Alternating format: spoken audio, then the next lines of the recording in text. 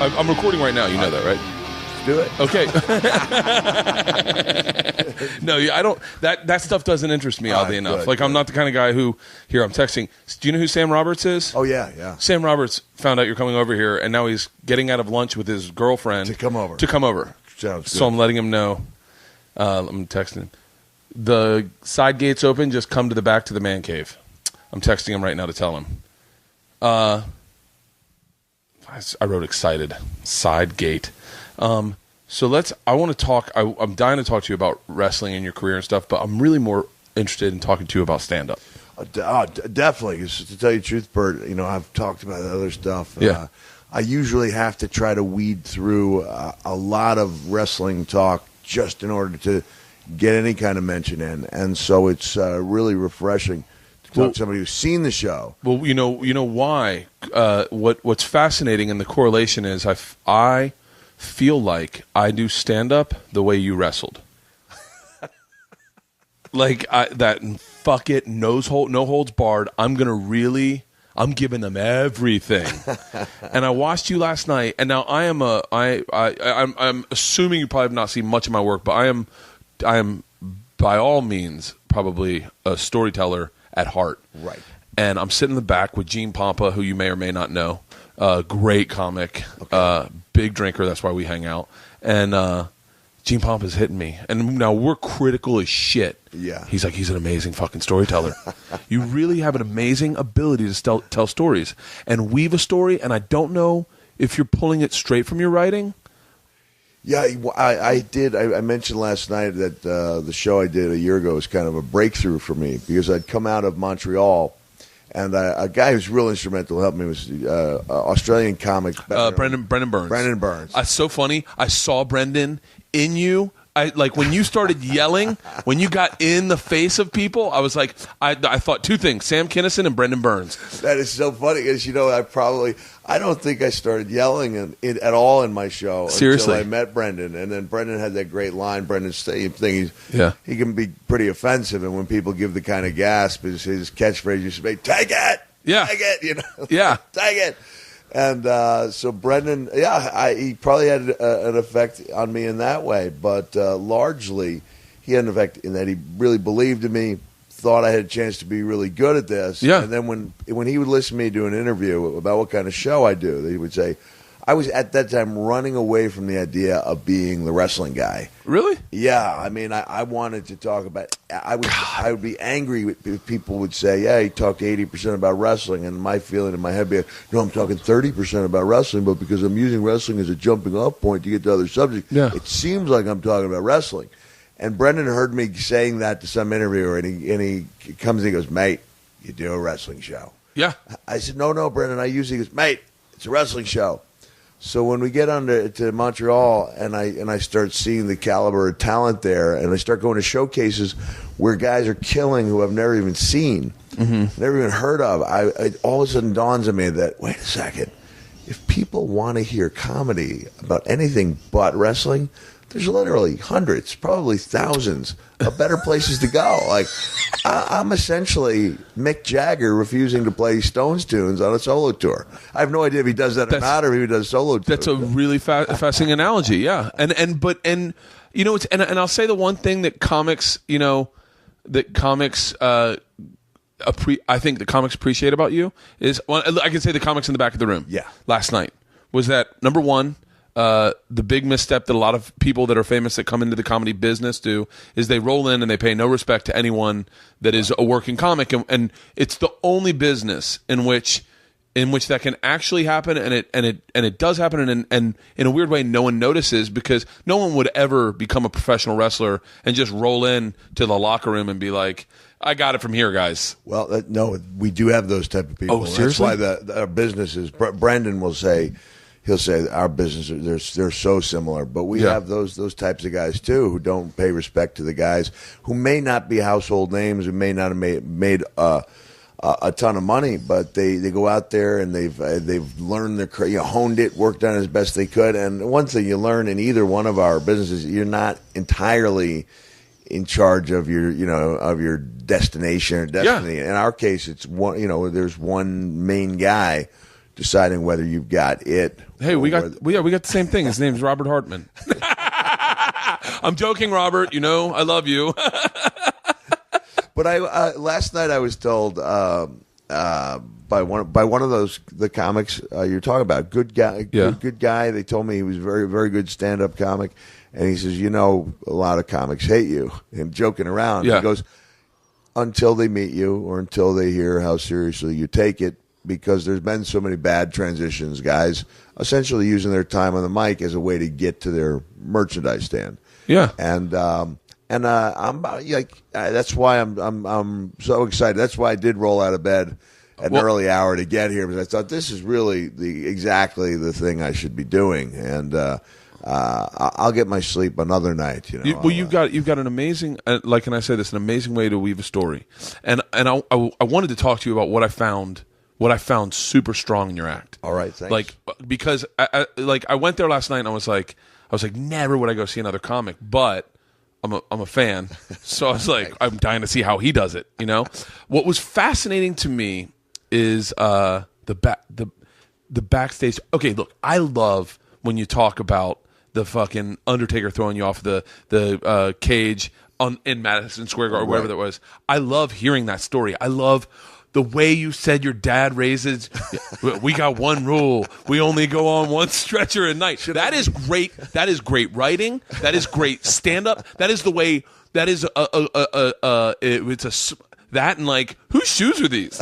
Those are great bits. Those are great ingredients to a great story. And you find you add those, it is, if you go with the cooking analogy, you may have the same basic dish. Here's where wrestling and comedy vary. At least when I did my promos in wrestling, the promotional interviews, I really took a lot of pride in, all right, here's my promo, boom, it's done. I won't touch that again. Yeah. Whereas in comedy, you owe it to, I thought I owed it to my fans to give them different stuff every time I went out there. What I owe to the fans is to do the best show I possibly can, which means not taking a good story and disregarding it once you've told it well. It's to take that story, like if it is The Undertaker, and then say, okay, how do I find those new ingredients? Yeah. And that story, I'm dying to see that story in 3 years.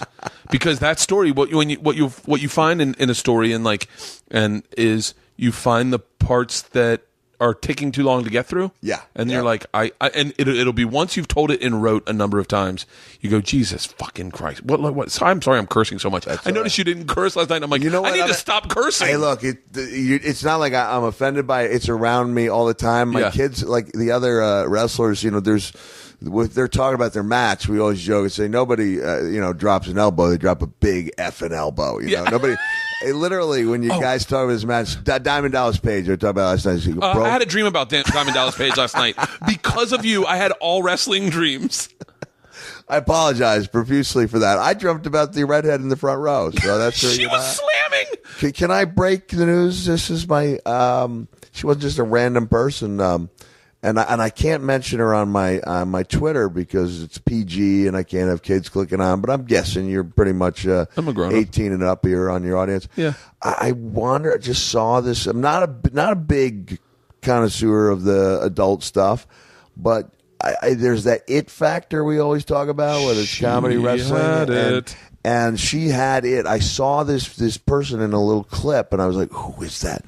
Who is that?" And then I was in a hotel. Literally, I had less than an hour and a half. I was crashing. I had to then go. I was doing a minor league baseball game in Wisconsin, and then we had to drive several hundred miles after the show. So I was literally crashing for an hour and a half, and I just say, "Let me check." And I perused through the thing, and I just saw her face. I went, That's her. What's her? Her name is Siri, Siri. Oh, shut up! Are you shitting me? That's Siri. You know what's so funny? You said Siri last night. I follow her on Vine. She's hilarious. I follow her on right? Vine. That was fucking Siri. Yeah. Are you kidding me? Oh my God! And I knew she dyed her hair. I had just seen that she dyed her hair on Vine. Are you shitting me? I follow 2 porn stars on Vine, Jesse Andrews and Siri, and it's because they have something. Let me tell you something. Jesse Andrews is the one that's fascinating me. I follow her. I don't even want her to post anything naked. I want to follow her life. That's what I wish. I hope this young lady will reach out to me, and I can tell her we all, she's gorgeous. She's got those great, natural assets. God and dang it, I would Siri. say you don't have to show so much. Yeah. You're funny. Your vines you're are interesting. Your vines are funny. She's very interesting. There's got to be that reason why. And I, just wrote her a little note saying our businesses are very similar in that you can teach almost anyone most of the moves that they could do to some extent. The trick is convincing people why they should be watching you do those moves, and that's where it comes down to that it factor. I always feel a kinship with porn stars and strippers as a comic, and it's almost like a parallel move for you to go from wrestling to comedy, same hours. Oh yeah, it's same lifestyle, same hazards. I don't think I'm done talking about Siri yet. If you don't mind. No. It is so similar, and that's what Brendan Burns found. And we bonded, and we'll make sure we get back to our friend there in a second. But we did four shows to warm up for our Montreal show because we're going to be performing together. Yeah. And he let me book the shows. I don't book shows, and since Montreal, now I'm with Innovative and Joe Eschenbaugh, and everything has changed. But this was me calling up clubs. Hey, can we do a show? And I end up booking Brendan at a bar and grill on the Jersey Shore that not only does not have our name on the marquee, they have the wing special on the marquee. As if that's not bad enough, any insult to injury, it's the previous night's wing special.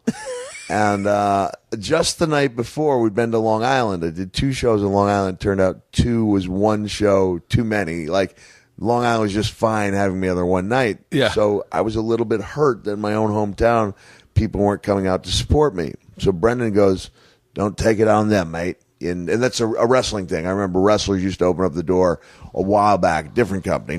This is not the WWE attitude at all, trust me. But in one of the other companies, open up the door, oh, nobody's here. I'm not giving them anything. Yeah. And my feeling would be like, no. You give them everything because they're the people who paid. If you're mad at somebody, go out on the streets, yell at everybody else who didn't buy a ticket. Don't take it out on the people who paid the price. And that's the same type of work ethic I try to bring to comedy. Well, you share that with more comics. I think a lot of guys go, fuck it, fuck this crowd. And I go in, I love a small crowd. Oh, small crowds like it's like having a one night stand on the road. You don't even, not that I've ever done that, but like it's like you don't even know them. You feel like you can't lose. They already expect you to. I love that. I love a small crowd. Yeah, and there's almost a community feeling there. I got to be double digits, Yeah. I mean, it's kind of painful if it's single digits, but this night in question in Jersey Shore, I'd taken Brendan's advice the night before. We had a really good show, and I thanked him for the advice, and we agreed that one of the things our businesses had in common is that you end up bonding and having the best times at the worst gigs. And the next night we showed up at the Jersey Shore with the previous night's wing special on the marquee. We walk in and people knew who I was. Mick, hey, what can we get you to eat? I said, no, we're performing here. And the manager of the club goes, performing what? I said, comedy. He goes, we don't do comedy here. And I went, well, we're booked. And some guy comes and goes, oh no, you're up in the attic.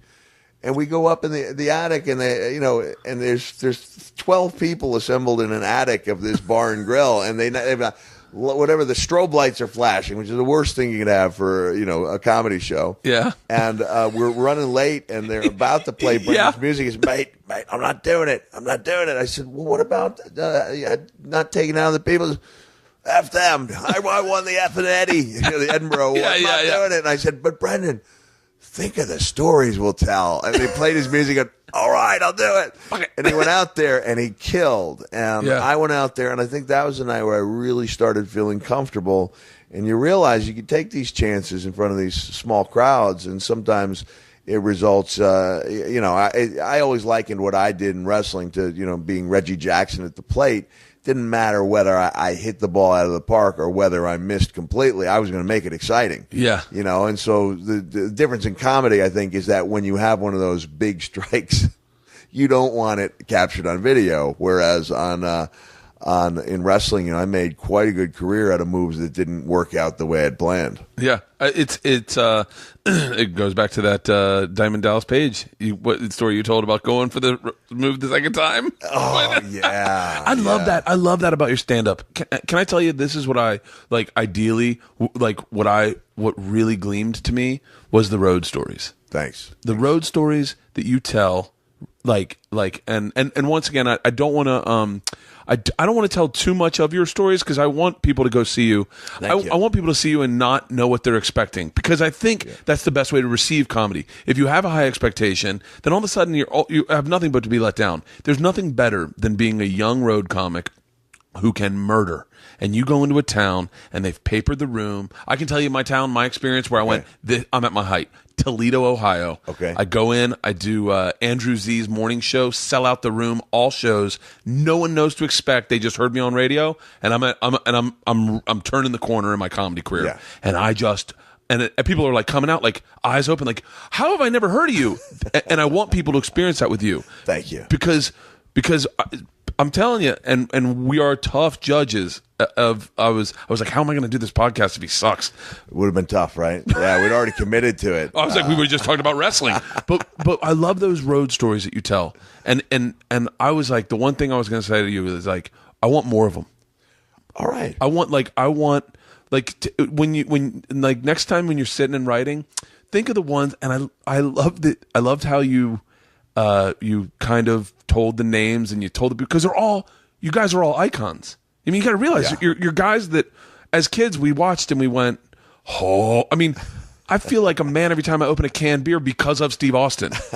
You know what I mean? I felt like, yeah, I thought he would be there last night. That was the only thing. I asked somebody before we did the Q&A, did Steve make it? Yeah.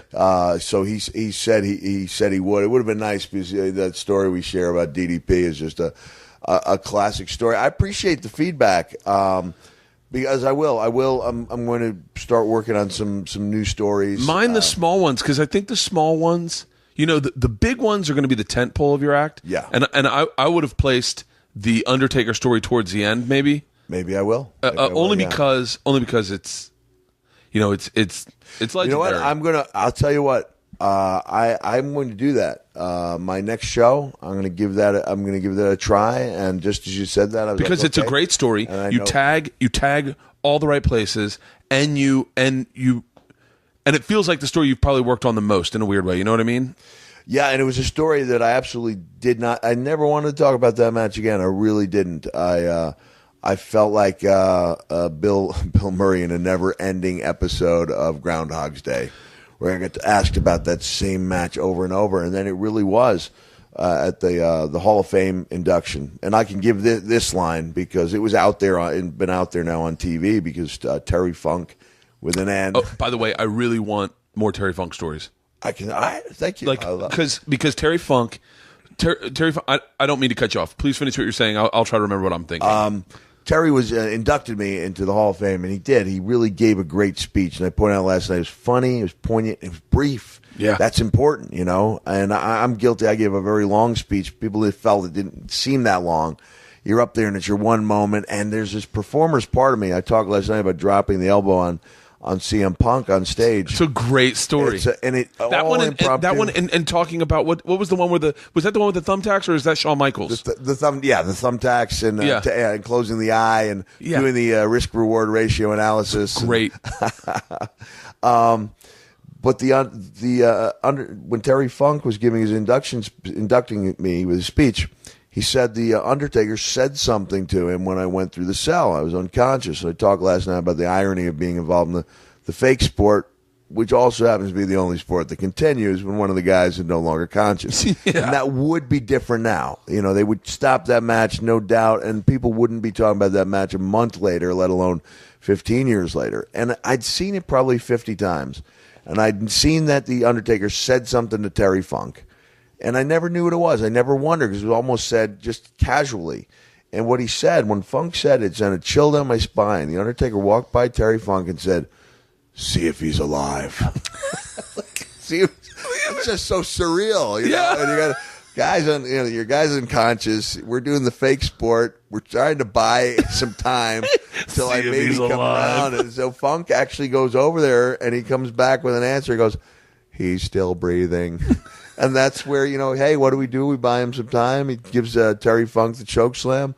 In the process, Terry's shoes come off, and that was my first feeling when I returned to consciousness. I looked down and I go, "What are those shoes doing there?" And it was just like surreal. And what I loved about it, what I love about telling the stories, and what I love about going up there is that our friend Siri was not a wrestling fan. She was invited because a good friend of mine, Nikki Hunter, invited her, found out. I asked Nikki, I said, have you ever heard, all the years I've known Nikki, and I really do have that policy, if somebody's my friend, I won't watch them. Yeah. But as much as I love Santa Claus, I believe I like the grandfather Claus even better because I'm grandfathering Siri in, and I told her, I said I even went 2 years without watching Christy Canyon after I met her out of respect for the friendship. I said I don't care if we get to be best friends. I'm not going to stop watching. And I told her I made a serious commitment. I'm going monogamous. Going monogamous. I'm making that commitment on your show. This is breaking news. Wow. Monogamous. Siri, if you're listening, this is real talk. This is real talk. What Siri Pornstar. It's Siri XXX on Vine. But then her Twitter is at Siri Pornstar. At Siri Pornstar. And so I suggest to people check her out. She's very, very funny. You can you get that sense. That's what I need, is that sense of warmth and a real person there. And there's obviously something for everyone. She might not be for everyone, but when I saw her, I was like, who is this woman and where can I see more of her? Yeah. And you could see her on XXX Vine? Well, it's Siri XXX on Vine. All right, there we go. That's, I follow her. What now, you know what else I wanted to hear about in the show is I wanted to hear about the Japanese days, because as a wrestling fan, and I say that casually, like I couldn't tell you anything that someone that like Sam Roberts will stop in and I'm sure he'll have like 3 really great questions and we'll be like, perfect, that's the wrestling portion. Yes. But as a stand-up fan and as an internet fan, I got hooked on the dudes who went to Japan. Yeah. Because Japan seemed to be the bar gig for comics. It seemed to be the bar gig where you're like, it's good money. It's not going to get you famous, right. but they'll buy good merch, like. Oh yeah, you made more money off your merch, and the stuff that I did was what was known as death match wrestling. I mean, it was my wife was watching some of it, and I mean, you're getting a reaction from a 42-year-old woman that's given birth to 2 children, and she's like, "Oh my god, those are real thumbtacks! That's a barbed wire baseball bat." That's real blood, and I literally had to tell my kids, "No, baby, that's fake blood." And they're like, "How do they get all that fake blood in there?" Yeah, I wish somebody had, I wish there was some concoction. But you know what? There's that culture. I wrote in, I think my last book, that I think it has something to do with the deterioration or the total decomposition, whatever the appropriate word may be, of the Japanese military following their defeat in World War II. Same thing with Germany. Warrior, but more so in Japan. You had the thousands of years of warrior ethos, and the samurai, and all of a sudden now they've been humbled. You need this ethos has been part of the culture for thousands of years, and it's like, okay, where does it rear its head? And in some ways, it rears its head. Like they were on top of MMA. MMA was huge over there before, while it was dying over here at that little period in '96 through '98, where it was hot. Then they changed the rules. They banned it in many states. It got caught on fire in Japan, and unfortunately, when that caught on fire, it hurt the pro wrestling business. But when I was in Japan in early 1991, I did the one tour for the most traditional group. How old were you? I was in 91. I was 20, 25, 26. Okay. But when I returned in 95, I returned specifically because Terry Funk had made the jump to IWA wrestling, which is this real extreme. They refer to it as death match wrestling, because usually nobody dies. Yeah. But we come close. Except for Von Erich once. What's that? No, don't go there, please. No. Okay, sorry. That was different. That was, no, I'm talking in the ring. it's you come home in some rough shape, and Yeah. my wife used to just cringe when I'd come home, and like the skin would be falling off me, but not skin like I'd lost weight because I'd been burned off. Yeah, me. yeah. I went and after one of these barbed wire matches, and I went to a doctor, and I had so many lacerations in my hands, and the guy was like, "I've heard about things like this after prison breaks." But I've never seen anything like this, like just so many, so many injuries. But there was this sense that I was a father with 2 kids and a mortgage. There was also a sense that it was really respected over there, that no one was looking at you like you were an animal in a circus. But also I realized that when WWE played a little clip in building up my return match with Randy Orton in 2004, they showed a clip of me wrapping my arm in barbed wire. We had a Canadian wrestler named Rick Patterson who gave a Japanese wrestler Shoji Nakamaki a backbreaker, had him draped over his knee, and I came off the ring apron with the elbow across the throat of Nakamaki with the barbed wire, and I took care of him. I came across, the sternum. Yeah. And then when I look up at that camera and I give the bang bang, I had to accept, like I stopped it and I just looked at it, and now it's 2004. Now I have 4 kids, and I think I'm a fairly, like gentle guy, right? Yeah. I feel that'd be an accurate word to describe me. And I look at that and I go, you cannot fake that look of utter joy. Like I may have told myself that there was you're living the dream. You're in Japan. You know what? At those moments, you do that. Yeah. And you can't fake that. Not to jump from Siri porn star to Jesse on Disney, but I had a chance to take my kids to a Jesse taping, and talking to this very nice woman afterwards. Jesse. Hey, Jesse. Yeah. Debbie Ryan. 2.4 million followers. So we put out a little picture. And they'd given me 3 scripts to have signed, and my kid, I said, well, we only need 1. And there's a little kid going, could I have 1? So we gave away 2 of our 3 scripts. And then the woman, we're talking, he goes, well, that's very nice of you. And I said, oh, thanks you. She goes, I'm Debbie's mom. So it's Jesse's mom that we've been talking to. Had no idea, and hear these little acts of kindness. And I was talking to her, and I said this similar thing. I said, something you can't teach? You can't teach likability. You can't teach kindness, and that's what shines through, in your daughter. And I guess my clumsy segue is to say that, hopefully that's what comes through. That's what it's important to me that when I'm up there on the stage, even though it's only a small minority of people who are not going to be familiar with me, that they feel like I'm, like they're in a welcoming atmosphere. We just feel like we're getting to. Last night, I think we just felt like we were getting to hear some stories, like some stories from behind the scenes, and some stories that maybe we hadn't seen that angle on before. Yeah. And you don't come off. You come off like you don't come off like famous. I hope you. I like that. I appreciate it. You don't come off famous. Yeah. You come off extremely relatable, like almost like you King Ralph, like you stumbled into it, and you're up there, and you're just being extremely yourself. Like there's only one speed. I was gonna say last night, definitely, if you ever get the passion for writing one-liners, bang bang is a great catchphrase. I mean, and that, you know what? That's a perfect idea. Yeah. Like it's like that. Oh. Like back in the 80s, it was a joke. I mean, I remember me and Tom Segura used to joke around. Tom Segura's a great comic. We used to joke around when we were on stage in Brea, and we'd always say like, we wish we had like one of those great 80s catchphrases and mine was pow pow, bring it. Or at one point it was eat pusser. And so, but you'd say a joke like, I took a shit so big I had to wipe my legs. Eat pusser. Like, and the ridiculousness of the catchphrase made the joke that much better. But if you just bang out 10 one-liners right after another. Yeah. I've been to the hospital so much, like just those, like those set up punch, bang, bang. And you just keep and build the bang, bang. I will try that. As you know, I'm not traditionally a punchline guy. Yeah. They're easy to write. They're easy to write.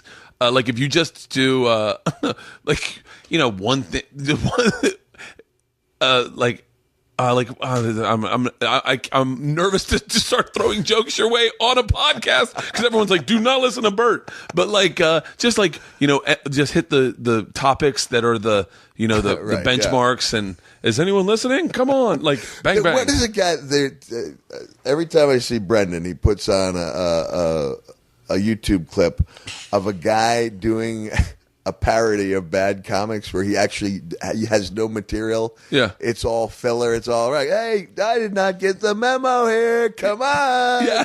He does 10 minutes of nothing, but are you kidding me with that? And there's actually no material at all. And some people just sitting there with stone faced, and other people who are in on it is like, this is. You could almost take the angle of listen, guys, because at the front you which you did very nicely. You prefaced how the show's going to work because you have to. Yeah. Literally, the first guy that went up, by the way, was very funny. I don't know his name, but he was very funny. He was the host. He was very funny, and he knew his stuff and about wrestling. Yeah. But when he went up, they were whipped into a frenzy. I mean, just fully. So by the time you get up, you're like, listen, here's how it's going to work. You've heard these stories. Yeah. Don't call out the punchlines. These are, I'm telling you them. I know you know them, but and you have to because they're rabid fans. Yeah. They're rabid fans. And I understand that when people ask me about hecklers, I don't really get hecklers. I mean, I did a little bit in the UK just with the alcohol content on Fridays and Saturdays. But I realized these are overzealous fans. Maybe they've had a little bit too much to drink. And it reminded me of when I had gotten a pre-release of a Steve Earle CD, and I knew the words before anyone else did. And so I was standing there, I think it was in Atlanta, where you can walk forward. I was a big Steve Earle fan, and I wanted him to know that I knew the words. Yeah. And I think that's the way some of these guys feel. I want Mick to know that I know. On a subliminal, they're not consciously thinking that.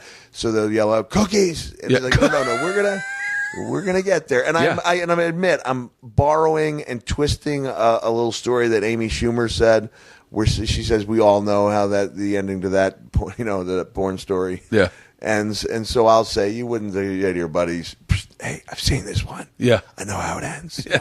There's this white stuff. I liked your thing. He's gonna throw the bucket of water on her.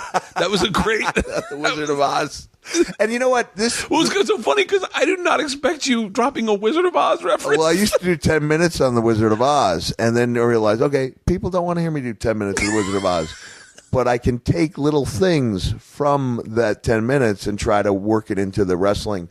But you could do it in the way when you're doing your preface and you say, "Listen, guys, we're going to be telling stories. I'm not." You mentioned you're like, I'm not a traditional stand-up comic, and it would be great if you're like, I'm not going to be up here like, I've been to the hospital so much, bang bang. That would be that could kill. That's where all right, I'm going to work on that, and then you can pepper those in, and they will be huge laughs because and it's like. I love that. It's time to get out of wrestling when. This is not what you're going to hear. And I proceed to give them about 3 or 4 of them. Bang, bang, bang, bang. And then just make the bang, bang is, come on. It's like, how do you come up with something like that? That had to be just an accident, right?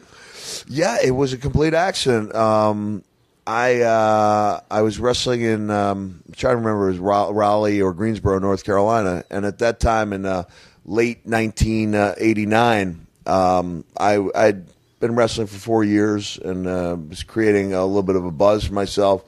And an old school wrestler named Kevin Sullivan came up to me before I had wrestled the Steiners. Is he from Florida? Yeah, Kevin's from Florida. Yeah. He's one of the great, He wrestled with, I want to say he wrestled with Mike Graham. Oh, yeah.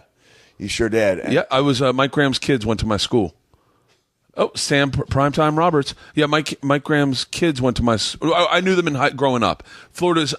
I grew up in Tampa, so Florida's a very small wrestling community, and it's beloved there. And the most important accolade, the attribute that a wrestler had in Florida in those days was that Sam, grab a mic. Grab that mic. I think it's on. Sam just walked in with his beautiful, much better looking girlfriend than him. Sam, you know Mick, correct? Sam has officially outkicked his coverage. Yes. That's what we have in common. So we were talking about how he came up with Bang Bang.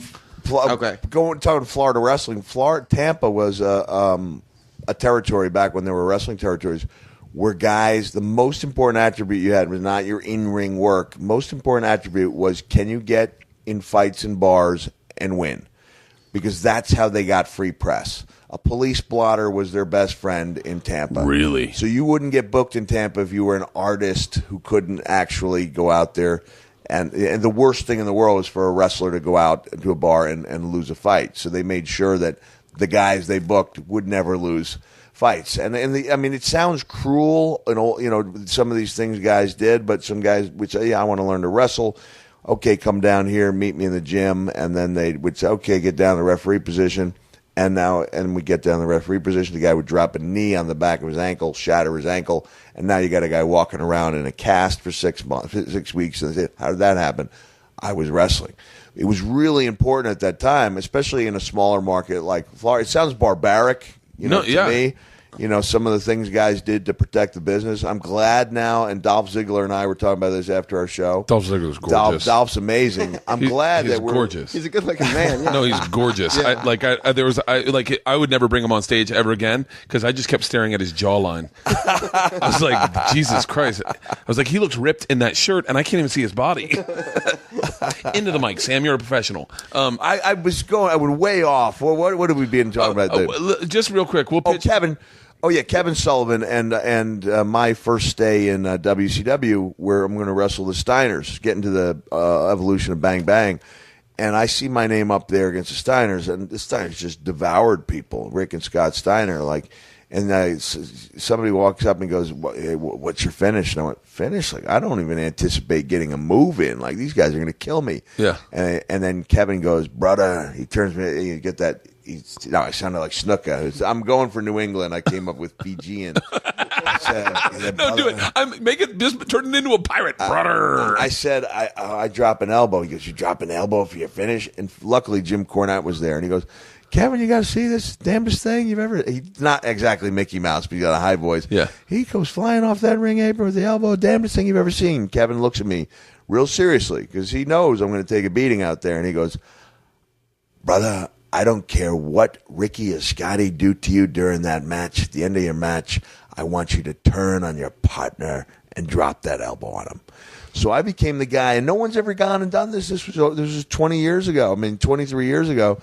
The guy turning on his partner, getting over by losing matches, and then beating up his partner has not been done since then. And the first night I did it, Center Stage Theater, I put the guy out there, backbreaker. I put him out there on the floor. I get up on the ring apron, and I thought, dear God, I will never make it. This is the farthest anyone's ever been away from me. You know, there's no way physically, the physically limited guy, there's no way I can make it. He was at least 15 feet out there.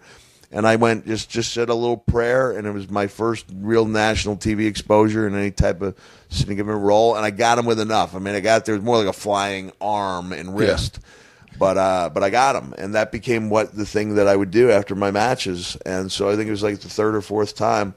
I dropped an elbow on Nasty Ned Brady. Not quite the 15-foot range, but he was a ways out there. The guy from Deliverance? That's Ned Beatty. Yeah, Ned Beatty. And that's exactly how he wants to be remembered, as the guy from Deliverance. I actually mentioned in one of my books, I said, I think there's worse things you can be remembered for than one specific match. Just ask my friend Ned Beatty. And you hope that whoever gets it, and if they don't, you don't mind. But at that time, 89, that song Love Shack was pretty big. And I just the only impression I ever learned how to do. Love Shack, baby! I looked down and I did the bang, bang. You could actually hear me on the new DVD. I said, bang, bang, bang. On the door, baby. Oh, and shut the fuck up! Shut up! Shut up! Oh, God! That's like closure right there. That's like your dad saying he loves you on his deathbed. Like learning that it came from the B-52s. Like that's all you needed. Yeah, that's all I needed. It's full circle. It's everything you love. Yeah. Have you seen Mick do stand up yet? Yeah, I saw him do it at Caroline's about a month. Well, I saw him do it like a few years ago when he was like first starting. Yeah. And then I saw him do it at Caroline's like a month ago. And he's great. And what I took away, I always bring my wife to like wrestling related stuff to get her opinion on it because she doesn't like wrestling. Yeah. And I know it was successful because he's telling wrestling stories, so all the wrestling fans are into it. But like Jess was into it too. You know what I mean? He does it in a way that's not inside. Yeah, and although I like stories. I like the inside. I love the little inside things you did. Like you were talking about right after you got knocked unconscious by I think the Undertaker, and he's got your hand, and normally you'd sell it or whatever. Yeah, I love that little stuff. Like when you said, I'm going over on this guy, the heel, I turned heel. Like I love the jargon, and I think the jargon helps sell it to non-wrestling fans, if that makes sense. It does. It does. I try to explain certain things, but I think there is a charm to the language, and we all talk about it. You know, we mention it. We do wrestle speak without even realizing it. You know, say. Yeah, putting you over. What's the term I always hear on Ron and Fez about the guy, a jobber? Yeah. A jobber is a guy who specifically paid. You know, some people thought that my role, I was kind of like a really really good. I made a good living out of losing, and to the point where I didn't even realize it until the DVD was out. But it comes to my greatest hits and misses. I call it greatest hits and misses because there were a couple on there that were just disastrous that got picked anyway. The Sandman match, where Sandman, he was a tough dude. We had good matches, but this is a Texas death match where you can pin a guy, but you can get as many pinfalls. It doesn't matter how many pinfalls you gain. The guy's got to stay down for a count of 10. And at the ECW arena, the fans were real big on. They would go to this little dollar store and they would hand you these little items and cheap little frying pans. And I thought someone was handing me a $1 frying pan, and by the time I realized it was a cast iron skillet, it was just too late. That thing just thonked off the Sandman's head, and he was gone. And he was saying in the ring, he goes, "I have no idea where I am," and I'm literally like trying to talk to him in paragraphs. Yeah, and then I will lay out. This is what you do. Tell him, boom, boom, boom. And he goes back, and goes, "I can't remember what you said." And now I'm trying to. It'd be different if it just. I pinned the guy, but I must have pinned him 17 times, and I'm waiting for the 10 count. He keeps getting up, and I'm like, how many times can I beat this guy? It was the most horrific thing, and it was on my. They picked it, and I was like, you can't have this. This is one of the worst matches I was ever in. I was like, you know what? People should see the highs and lows. Well, they'll call it greatest hits and misses. And I actually am the only guy who will ever have a greatest hits DVD package with a losing record on my own DVD. I've only like all my great matches were ones. I was like the Robert E. Lee of better wrestling. I was like magnificent in defeat. It's like that story you told. I saw the Netflix DVD video. Yeah, and you talk about hitting people with shovels. You're like, I thought more people were coming out. I did. Yeah, you want me to tell the story? This is a story. I told this in Kansas City because Harley races from Kansas City. It's my big chance to become a babyface, a good guy. You only get that one chance. I mean, you could do it over and over again, but really get that one big chance. And I was supposed to come out of the crowd and hit Vader, who was the most impressive, monstrous wrestler of his era. I was going to hit him with a scoop shovel.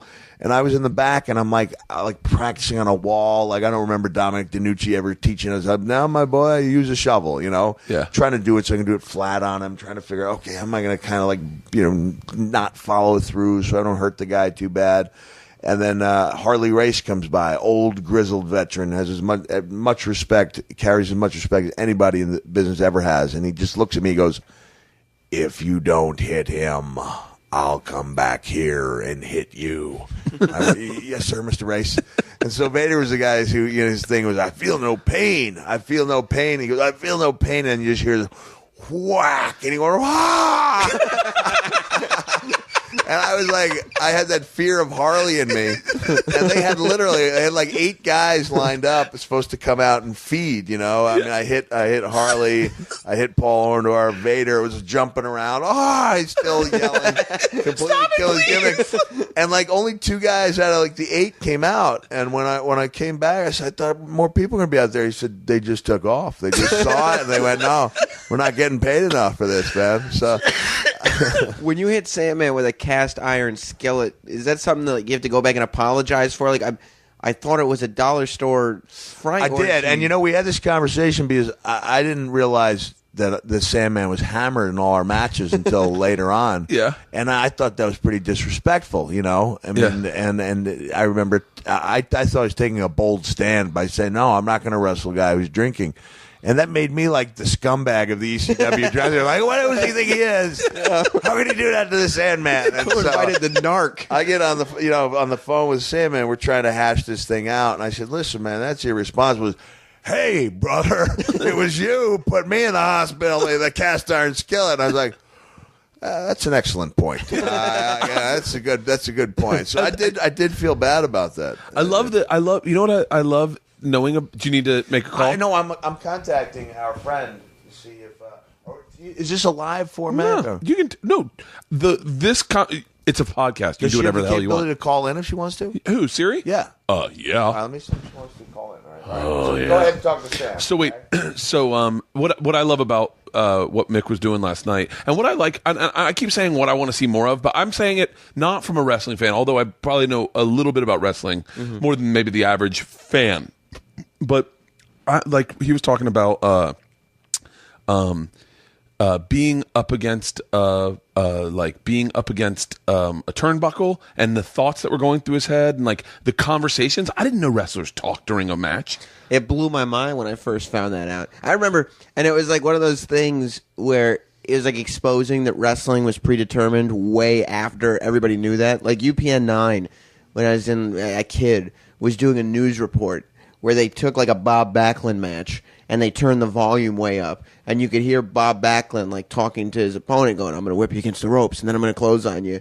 But like the news was broadcasting it like it's news. Like, look at this, we've exposed. Exposed it, And there are other guys like when I was in Japan. Let me just have some punch the number in for me, Bert, while we're talking. Oh, sure. I don't know my own number. There were times in Japan where you're wrestling guys you haven't seen until you get into the ring, and you can't even speak their language, and so you have to try to put a match together without any type of verbal exchanges at all. And everybody's got their own style, I remember going to Japan one time, and this guy had an entire match listed out from A to Z.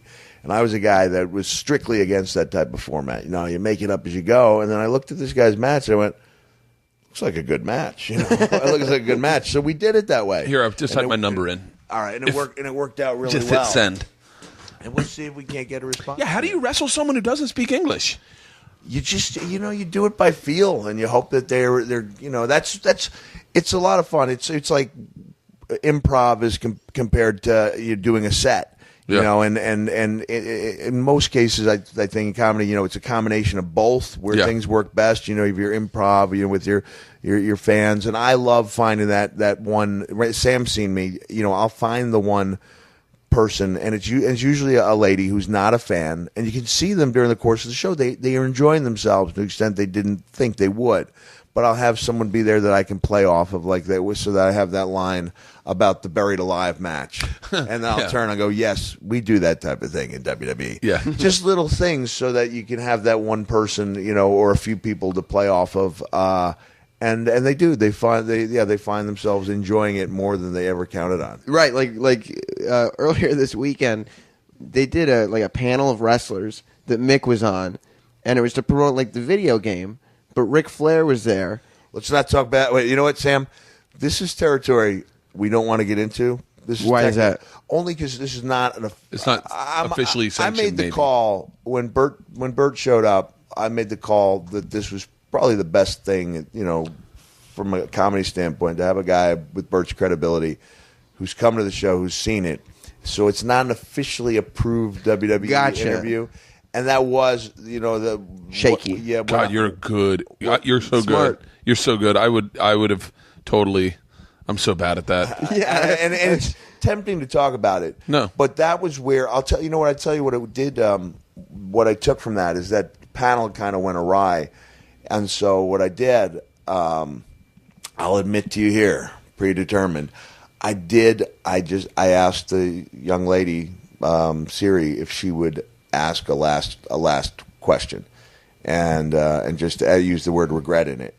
And what was nice about it was if you saw her, like, she may have known a little bit about what the question was, but unless she's the greatest actress in the world, she meant every word of what she was saying. Like, she got a definite feeling, and saw that I had trouble moving around. Legitimately wanted to know, did I have, regrets looking back on the career, or things I wish I hadn't done, and that allowed me to then take a serious subject and turn it into something completely ridiculous. And but then I knew I had my out, so that my show, I could bring it home the way I wanted to, as opposed to going, okay, last question, and then have someone ask something that has no potential for humor at all. Yeah. And you go, okay, thank you. And you've essentially then just done a really good wrestling match with a count-out finish. Yeah. People go, oh, that was great.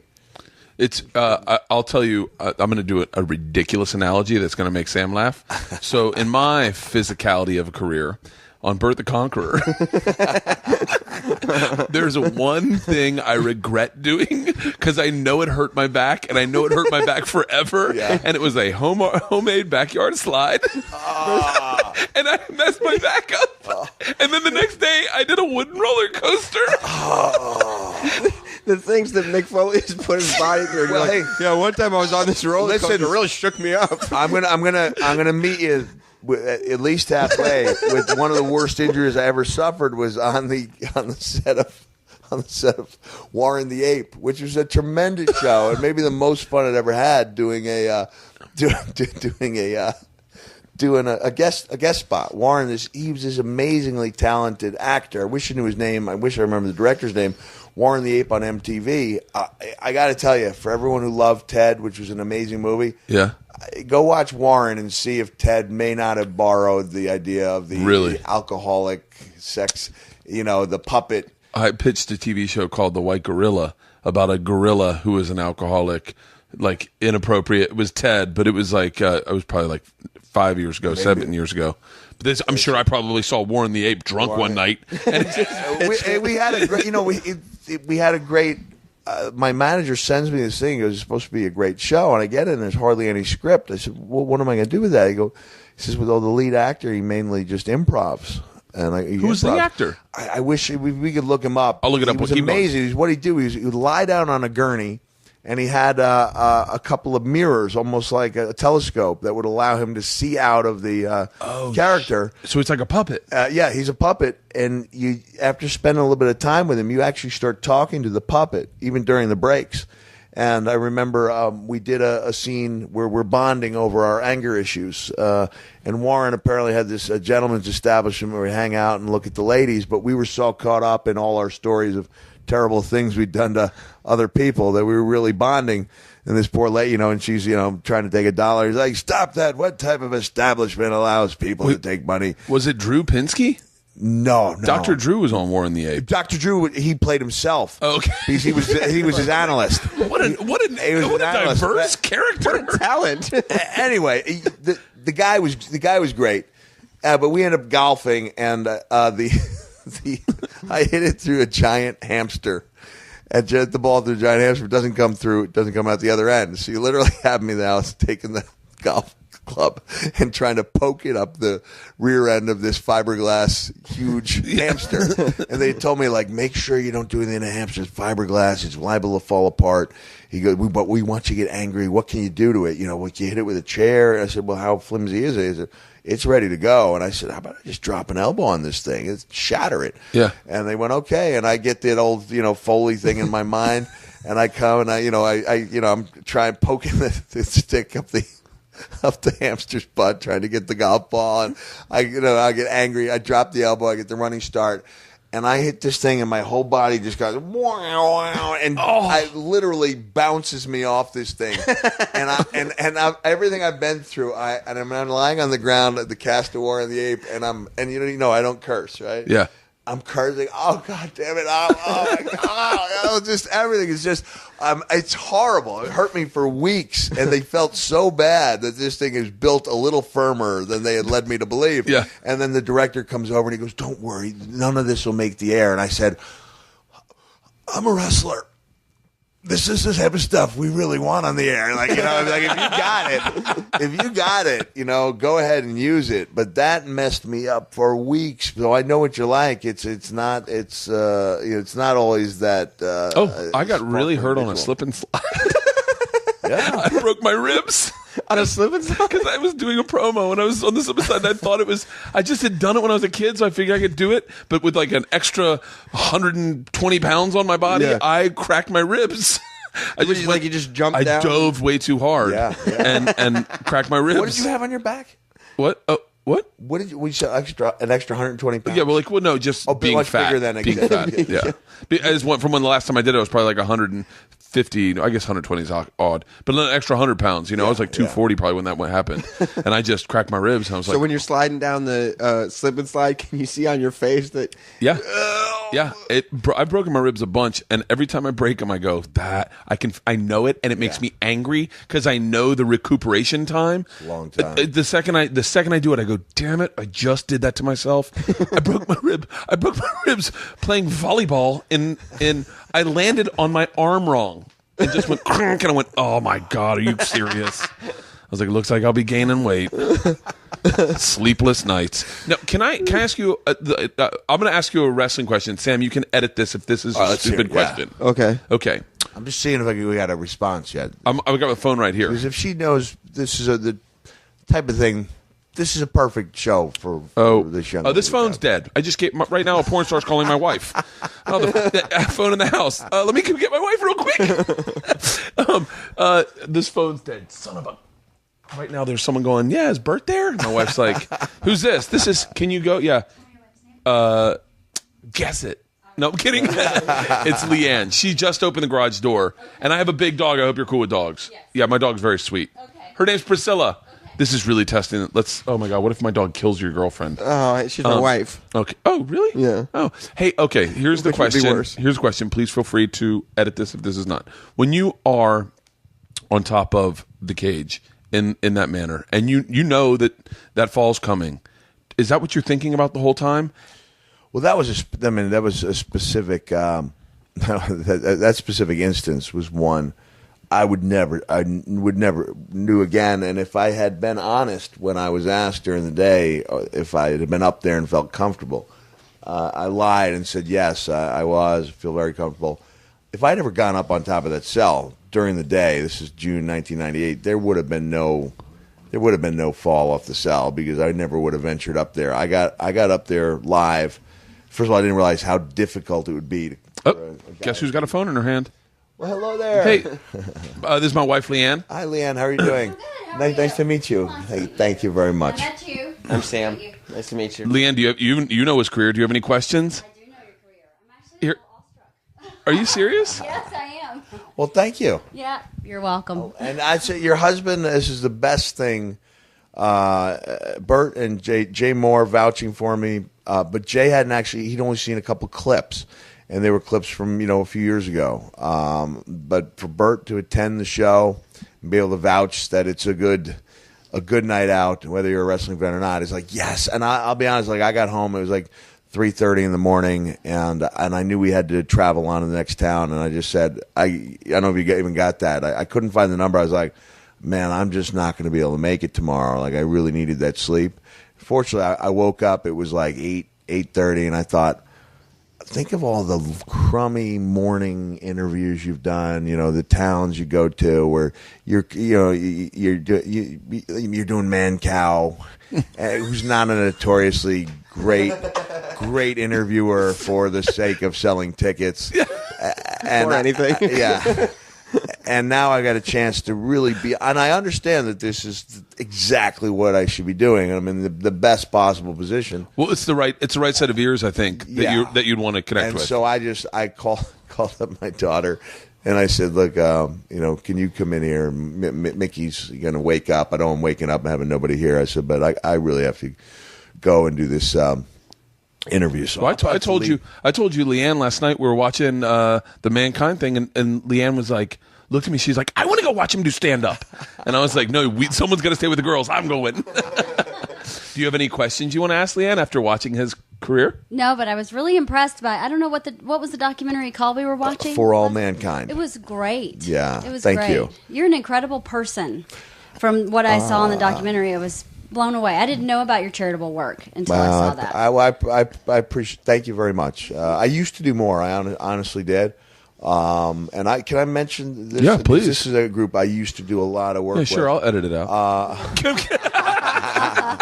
No. But I worked last night. I mentioned that I've got a little campaign going called the Laughing in the Rain campaign. RAIN is an acronym for the nation's largest anti-sexual assault organization, Rape, Assault, Abuse, Incest National Network. And I'm trying to raise money. I'm trying to raise $10,000 by the end of September because I can't participate in a hands-on way that I did. For 2 years, I was an online volunteer. And I don't do well. It's a good thing I never did touch a drug, because I don't do well with moderation. Like whether it's wrestling, whether it's writing, whether it's charitable work, I'm pretty much diving right in. Let me just see this. Hello? Oh, yeah. Can I call you later? If your name's not Siri, I'm not interested in talking to you right now. All right. We'll talk to you soon. Thanks. Okay. There we go. And so, I wish that I'd been more like the tortoise and done the slow and steady. And the people at RAIN used to be, you can't take on that many hours. You can't get emotionally caught up as you get caught up in the stories. And I likened it. Do you remember the movie The Fighter? Yeah. Great movie, right? And there's that. And they have it was not Jim Lampley, the other guy who sounds like he hates every match he's ever called on HBO. And he's saying this is a one-sided victory. Mickey Ward is just being dominated. Yeah. And then Ward literally throws one body shot, and he drops the guys to his knees. And that's the way I felt. Like I felt, okay, I'm doing pretty good. I got my, I'm talking about being an online hotline volunteer. I got my guard up. It's not affecting me too much. I can disassociate when I'm done. And all of a sudden, like one of these stories just came in, like boom, and I started getting dropped to my knees pretty regularly. And I was having a really tough time dealing with all these stories that I would hear. But these are people at their worst possible moment. And then I'm now find myself going on the hotline, and now I'm just hoping for quick interactions. Like I'm not there saying I'm going to be doing the very, very best I can do to help these people through the toughest time of their life. And so I can't do it anymore. I had to give that up, and I try to help out in other ways, by spreading the word. Some people think it's odd, that I'll befriend and talk openly about my friendships with adult film stars while being an advocate for an anti-sexual assault group. But I found that when I was doing an online campaign a couple of years ago, the question I brought to their head of media, she brought the question to her, the president, says Mick wants to know if his adult film friends can tweet, because they all wanted to help me. Yeah. And the guy said, well, how many friends does Mick have? And she said, well, 3 or 4. And he goes, oh, 3 or 4? That's not bad. And then she goes, no, 3 out of 4. Like 75% of his friends. Those are the only people who actually befriend him. Yeah. And then they thought about it, and they said, you know what? You could tell them to go ahead and tweet. It's a great way to reach out to people. And they were so beneficial, like really helped. We raised a lot of money. And I think the message I would give people is, look, you can wish that it wasn't here, but it's here. It's not going away. So you have to work towards a better understanding that, this is not, these are not things you can do in real life. That's not how you enter into a relationship, by pulling down your pants and walking forward. Yeah. But I've been asked that before. How do you justify being an advocate for RAIN while having friendships? And I said, eventually there needs to be a much better understanding, and conversations need to take place. And I have taken Bert's show to a screeching halt here. No, I have a question, though, about RAIN. Yeah. So how do people donate, since you're trying to raise? Yeah, it's really easy. Well, my Laughing in the Rain campaign is really simple. It's just I sell my merchandise at my shows through September, and we're going to try to add that up to $10,000. But if anybody is interested in donating, volunteering, or is in need of help, it's all the same place. It's RAIN, RAINN.org, and you can go there to donate. Just click on whatever you want, and it's free, and it's completely confidential as well. Nice. Yeah. Well, I got to put a chicken in a crock pot. So it's nice to meet you. So nice to meet you. Nice to meet you. Next time I'm in town, you'll be there, right? I will. All right. Yeah. Thank you. All right, see, babe. Okay, thanks, babe. Yeah, that was Leanne was really kind of. It's so interesting. Like she was watching it last night. What impressed her was how you liked writing and how you did charitable work. I was like, what about his drop from the cage? She was like, well, I just don't understand that. So back to the original question. Yeah. You got up to the top in the afternoon. No, I did not. You did not. If I had done that, and I was asked, are you sure you're okay with it? You're comfortable? And I said, yes. Biggest lie. I do pride myself on a certain degree of honesty. If I'd ever gone up there during the day, I never would have gone up there at night. I don't know if you could read my lips, and like I said, I'm going to drop an F-bomb just for you, Bert. It's a special occasion. My thought when I got up there, and I think I actually said it out loud, when I got up there and I looked down, I said, you've got to fucking be kidding me. People, and I'm glad Jericho mentioned in one of his books that he was thinking of doing it. And he said he got up there and the people literally looked like ants below. And that's what I was like, I know I'm only 16 feet in the air.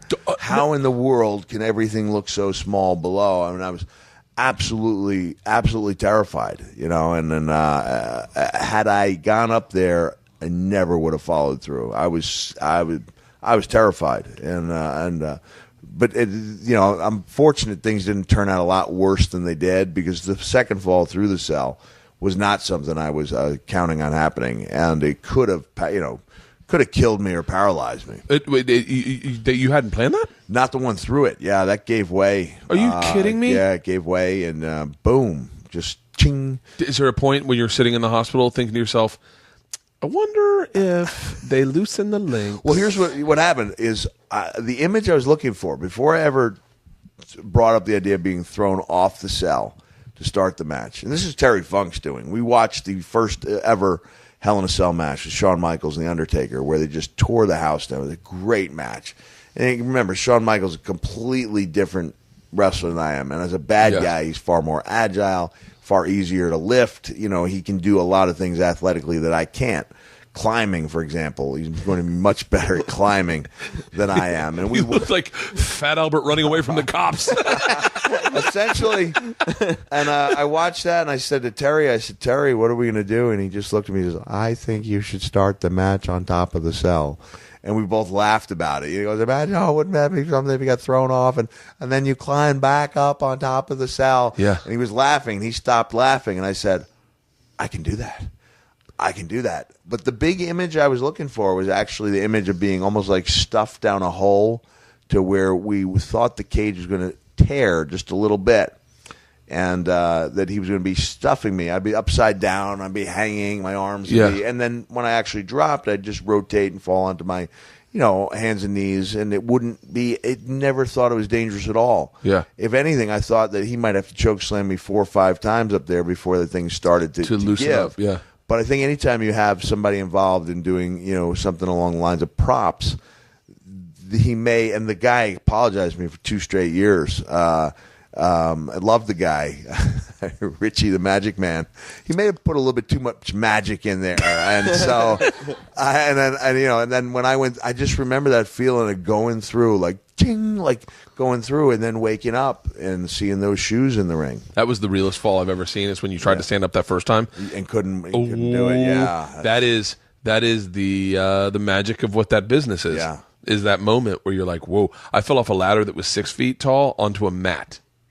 And I got to the top of that 6 foot tall ladder, and I was like, "This is way too high. Yeah, I'm not doing this. I can't imagine 16 feet." So, what you said? Are you thinking like mathematically, 16 feet I can do, and then you get up there and you're like, "This is what 16 feet looks like." Completely. That's why I say when people say it was 50, you might as well go. Might as well have been 50 because it looked like 50. I mean, it was just completely ridiculous. It did not look 16 feet. No, because from my vantage point, I'm a little over 6. You used to be quite a bit over 6 foot. Now I've shrunk considerably, but still my eye line is up there about almost 22 feet off the ground.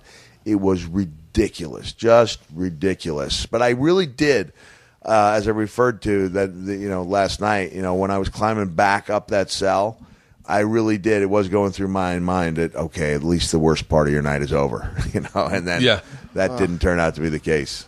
God, that was one of those moments where I was like, that is insane. I would, and I love that you talk about that in your stand-up because it's, I would even talk more about it. Like, but you tag it perfectly. You close. The thing about a great story is when you got your callback and you can end big. You know, like when you can end big, that's when a story really hits. And that story has it. And I was like, Flunk. Well, I appreciate I'm going to take these tips that you gave me. I'm going to work it in towards the end. Don't listen to me. I'm not selling out the Hollywood Improv on a Tuesday. I take this stuff. I'm like a sponge, Here's my short notes. This is ideally this is what I'd love to see more of as a fan in the back. I want to hear you talk about Japan. I want to hear about being the salad days of wrestling and being young I think the shock factor of what Japan brought to wrestling when you see those grainy footages and you see just halogen bulbs over people's heads, that shock factor of what that is and what your perspective is as a 25-year-old kid doing that for the first time. And maybe if you can somehow mesh that in with your friendship with Terry Funk, because I think Terry Funk is a fascinating character. He reminds me of those old school wrestlers I used to watch when I was a kid. I would love to hear something about Japan because I don't think a lot of people know about it. And I think it's something that really would pique the interest of fans. I'm going to you know what? I'm taking these notes and specifically, I know we've mentioned Siri porn star a few times. Yeah, I was really flattered that she came and that she enjoyed herself being a non-fan. So I have a show in Corona, which is less than an hour away. I'm going to try to do a new hour. I may have one story. I'll work on that Undertaker story. I'll put it in the end. It's a great story. I'm going to try to come up with. I love he's not the kind of guy you give hugs to.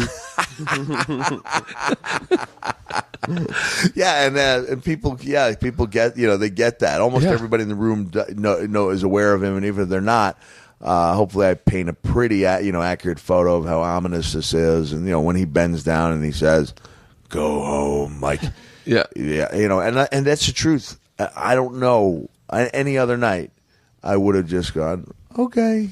Yeah, I love the inner dialogue you have inside a ring. The fact that your risk assessment, I love that because it's getting to see behind the curtain. Because all I could think was that when I do stand up, and not to bring this back to me, but but that's what this podcast is about. When I do stand up, I'm constantly talking to myself as I'm speaking. I'm thinking, what should I talk about next? What's that guy in the front row doing? How come that girl's on her phone? I'm having an inner dialogue. Where should I take this? I have an idea. And it was so fascinating to see that side of it. And I don't know if that's just an industry thing that I like to hear about, but like you're on the turnbuckle and you're like, or he's saying like, go, like I love that. I think that's I appreciate it. And that comes, I think, from the book, from writing the books and finding out that people find the world, behind the screen, or behind the curtain just as fascinating, if not more fascinating, and the thought process of what was going on, especially in an extreme situation like that. I don't think that would hold truth for just every match. Even a great match, you might not want to hear everything that's going through somebody's mind. But in a situation like that, where obviously things had gone astray. Yeah. I found when I started including that a couple of several weeks ago, that it really added something to the mix. So, like you see, you go back to that cooking analogy we started with an hour ago. You've got this main dish, and you figure out, how do I spice it?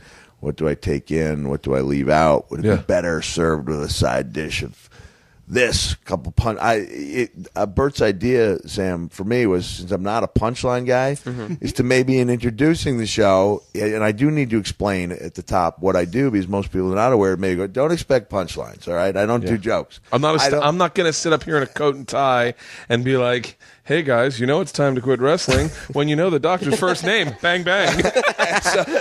You should try that, though. It runs through like five of these things I'm not going to. Is anyone listening? I have one ear and I'm listening. Bang bang. Just completely bastardized the bang bang. Don't you hate when you get a barbed wire baseball bat? Bang bang.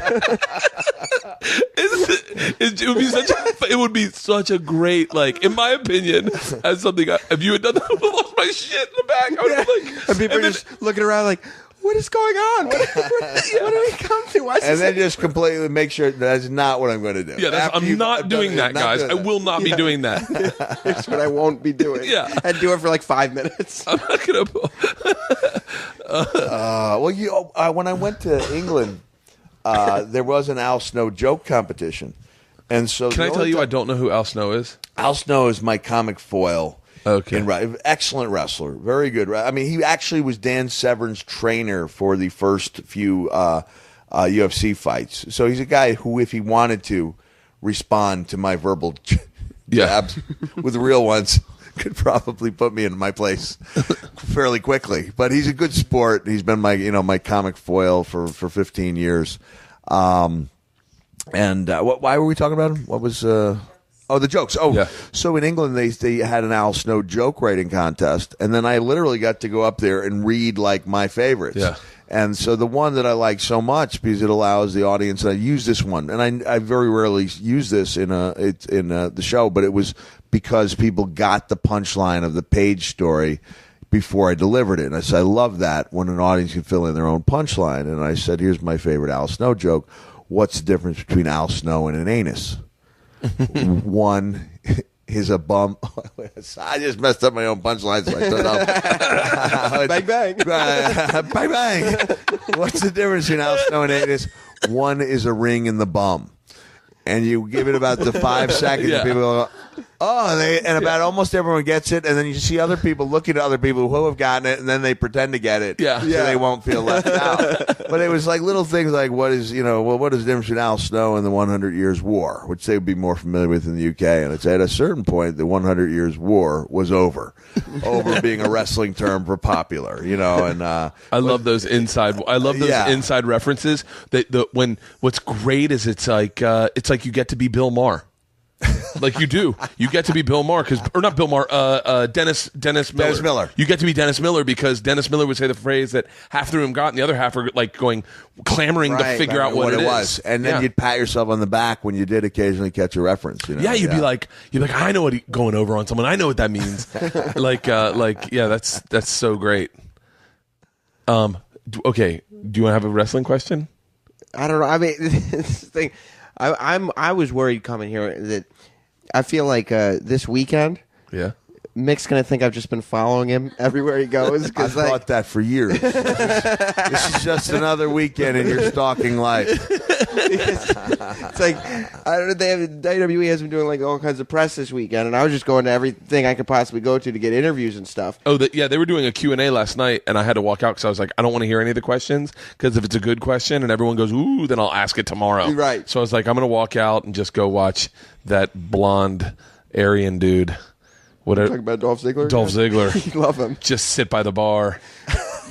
But like every time he would turn around or he'd be on stage or something, I'd be like in the second row. It's like, hi, Mick. Hey, Mick. I'm here too. Hi. Hey, how are you? Hey, funny to see you in Bert's backyard. Yeah, it's coming anyway, I swear. Now, is your son wrestling?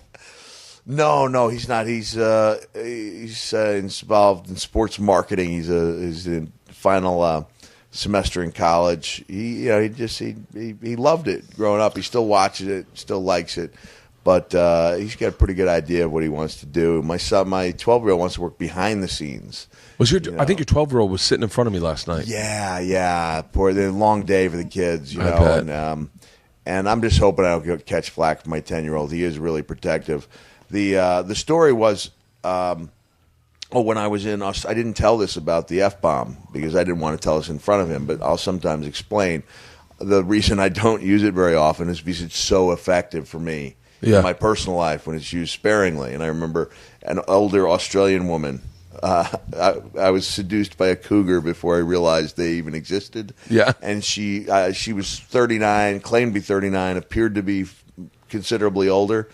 And I was 23, and she just like whispered in my ears, just dropped that one F-bomb on me, And then she later said like she just didn't want to overdo it, just wanted to dangle it out there and see how I reacted. And I was like, I knew I was onto something that I would love the rest of my life, So I just do it sparingly. And when I hear that word, it's like, oh, boom, it's so wrong, It's in my head, it's so wrong, so it feels so good.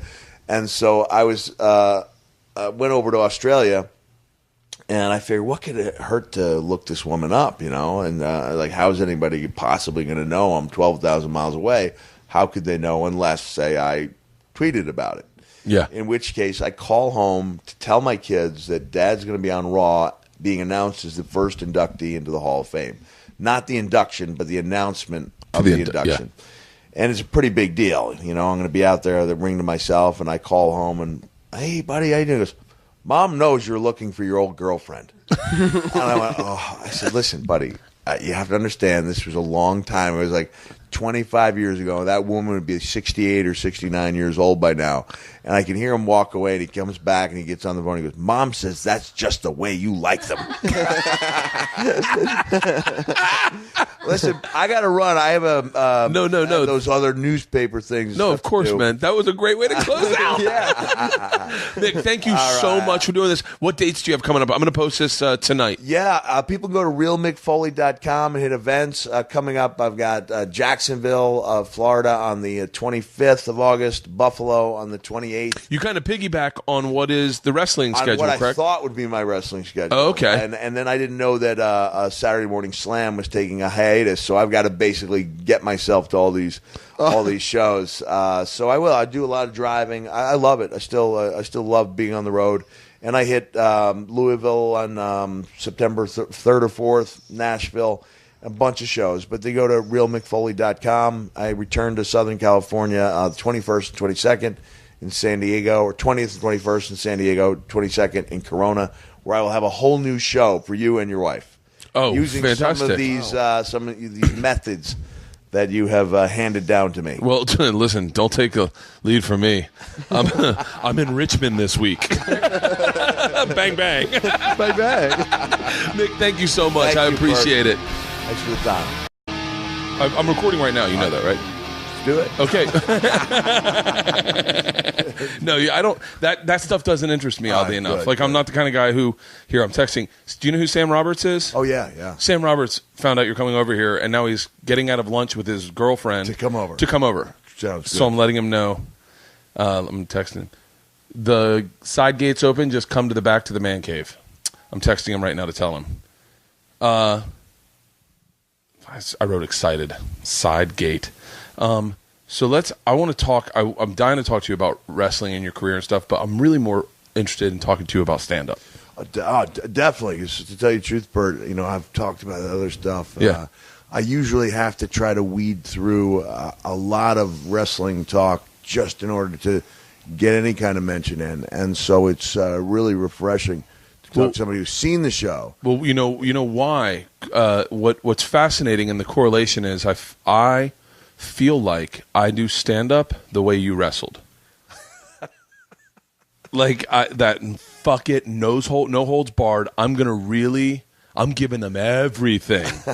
And I watched you last night, and now I'm assuming you probably have not seen much of my work, but I am by all means probably a storyteller at heart. Right. And I'm sitting in the back with Gene Pompa, who you may or may not know. Great comic, big drinker. That's why we hang out. And Gene Pompa's hitting me, and now we're critical as shit. In charge of your destination or destiny. Yeah. In our case, it's one. There's one main guy deciding whether you've got it. Hey, we got the same thing. His name's Robert Hartman. I'm joking, Robert. I love you. But last night I was told by one of the comics you're talking about, good guy. They told me he was a very, very good stand-up comic, and he says, a lot of comics hate you, and joking around. Yeah. He goes, until they meet you or until they hear how seriously you take it, because there's been so many bad transitions, guys essentially using their time on the mic as a way to get to their merchandise stand. Yeah. And I'm like, that's why I'm so excited. That's why I did roll out of bed at an early hour to get here, because I thought this is really exactly the thing I should be doing, and I'll get my sleep another night. You've got an amazing, like, can I say this, an amazing way to weave a story, and I wanted to talk to you about what I found super strong in your act. All right, thanks. Like, because I went there last night and I was like, never would I go see another comic, but I'm a fan, so I was like, I'm dying to see how he does it. You know, what was fascinating to me is the backstage. Okay, look, I love when you talk about the fucking Undertaker throwing you off the cage in Madison Square Garden or wherever that was. I love hearing that story. I love the way you said your dad raises. It's a wrestling show.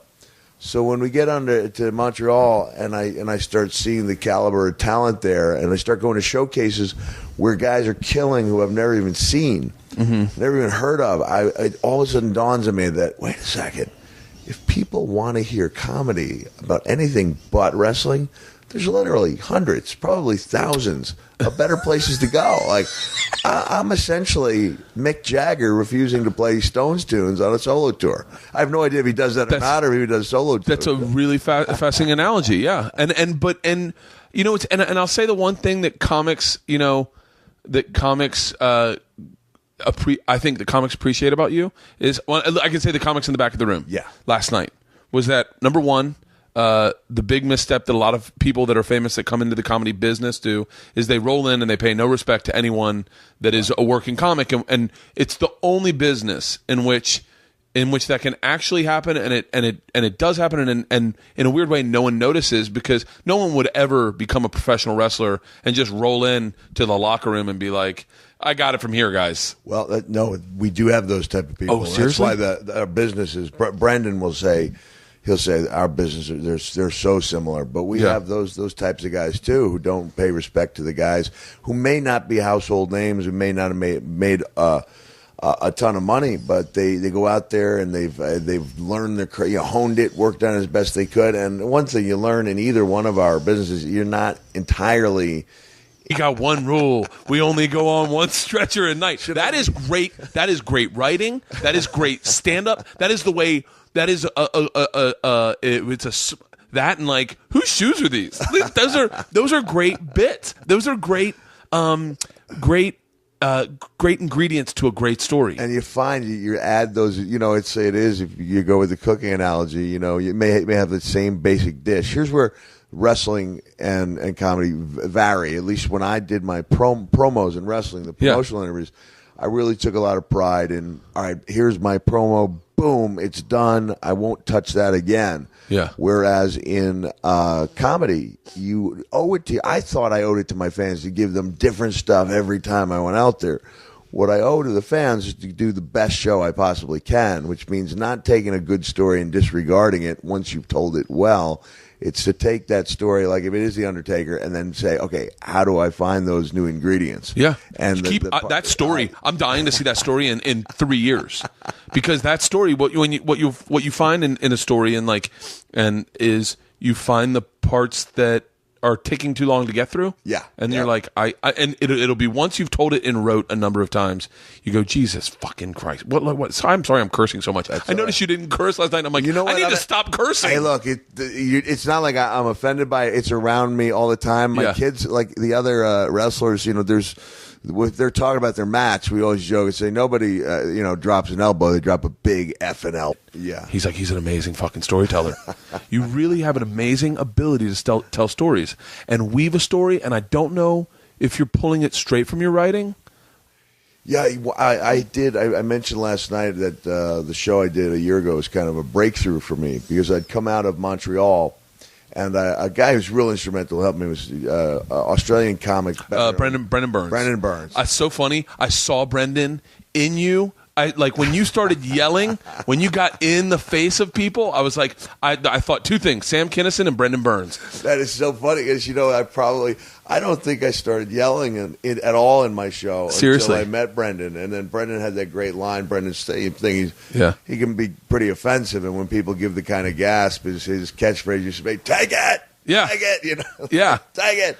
And so Brendan, he probably had an effect on me in that way, but largely he had an effect in that he really believed in me, thought I had a chance to be really good at this. Yeah. And then when he would listen to me do an interview about what kind of show I do, he would say, I was at that time running away from the idea of being the wrestling guy. Really? Yeah, I mean, I wanted to talk about. I would be angry if people would say, "Yeah, he talked 80% about wrestling," and my feeling in my head be, "No, I'm talking 30% about wrestling, but because I'm using wrestling as a jumping off point to get to other subjects, it seems like I'm talking about wrestling."